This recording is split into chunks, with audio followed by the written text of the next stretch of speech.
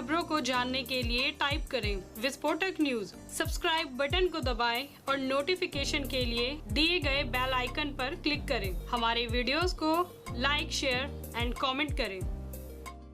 विस्फोटक न्यूज के प्रायोजक हैं red pro real estate developers. देश में जारी कोरोना काल के बीच आज यानी 5 जून को चंद्र ग्रहण लगने वाला है।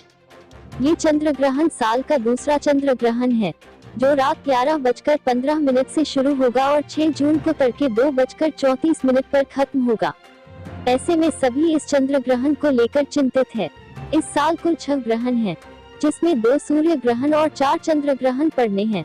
आज पड़ने वाला चंद्र ग्रहण दूसरा चंद्र ग्रहण है। कोरोना वायरस और लॉकडाउन के कारण लगभग 2.5 महीने से बंद तिरुमला स्थित भगवान बालाजी के दर्शन सोमवार से फिर शुरू हो रहे हैं। उन्होंने बताया कि ट्रायल रन के अंतर्गत पहले 3 दिन तक मंदिर के कर्मचारियों को भगवान बालाजी के दर्शन करने का मौका दिया जाएगा। इसके बाद अन्य भक्तों को अनुमति दी जाएगी।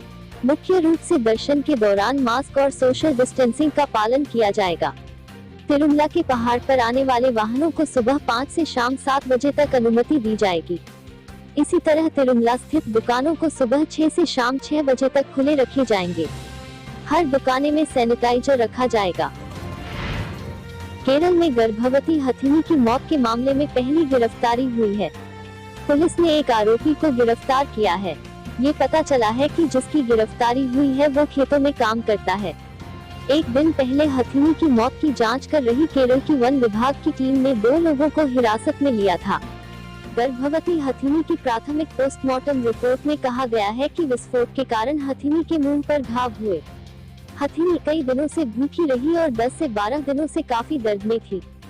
इस दर्द के कारण वह भोजन पानी भी नहीं ले सकी, जिसके कारण वह कमजोर हो गई थी।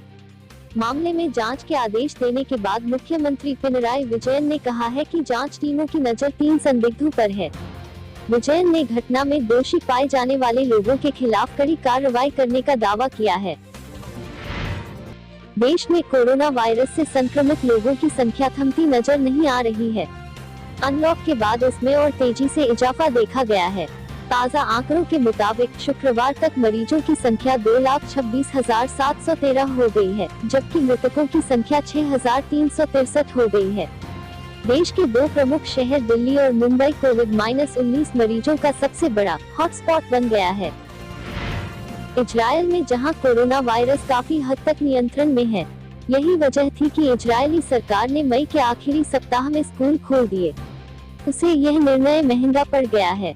स्कूल खोलने के बाद देश में 261 बच्चे और स्कूली स्टाफ कोरोना से संक्रमित हो गए हैं। इसके बाद इजरायली सरकार को बैकफुट पर जाना पड़ा। इजरायल में अचानक नए केस आने के बाद प्रधानमंत्री ने स्कूलों को अनिश्चित काल तक बंद करने का आदेश दे दिया है। प्रधानमंत्री ने कहा कि जब तक स्कूल से जुड़े स्टाफ या बच्चों में से कोई एक भी संक्रमित है, तब तक स्कूल नहीं खुलेंगे। स्कूलों में नए केस आने के बाद 6,800 बच्चों को क्वारंटाइन किया गया है। कोरोना वायरस के कारण लागू लॉकडाउन में भारत की मशहूर साइकिल कंपनी एटलस ने यूपी के गाजियाबाद स्थित अपना कारखाना बंद कर दिया है।